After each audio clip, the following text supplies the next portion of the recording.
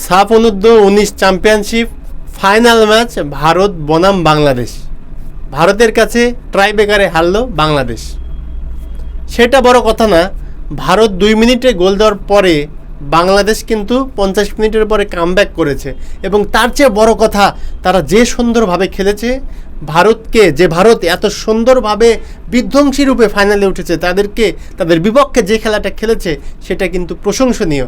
কিন্তু আমরা দেখতেছিলাম 70-80 মিনিটের পরে যখন অনেক খেলোয়াড় ক্লান্ত হয়ে যাচ্ছিল, তারপরেও গোলাম রব্বানির ছোট মাদার চোখ, সে কিন্তু দুজন প্রবাসী খেলোয়াড়, একজন সুদীর্ঘ আমেরিকা থেকে বাংলাদেশের জার্সি পরার লোভে বাংলাদেশকে বুকে ধারণ করে বলেই কিন্তু বাংলাদেশের হয়ে খেলতে এসেছে। কিন্তু গোলাম রব্বানি ছোটন একটা বারের জন্যও তাকে সুযোগ দেয়নি। কেন? কিসের জন্য? তারা কি ডিজার্ভ করে না?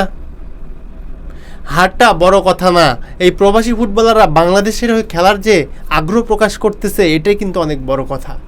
কেন গোলাম রব্বানি ছোটন আবারও বিদেশিদের সুযোগ দিলেন না?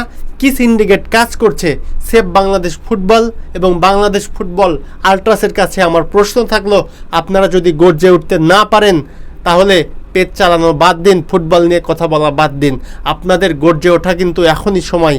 এই গোলাম রব্বানি ছোটনের মতো টাকাখুর, টাকা খেয়ে নিজস্ব প্লেয়ারদের নামানো, এদেরকে কিন্তু খেলা দেখলেই রকেট সায়েন্স লাগে না।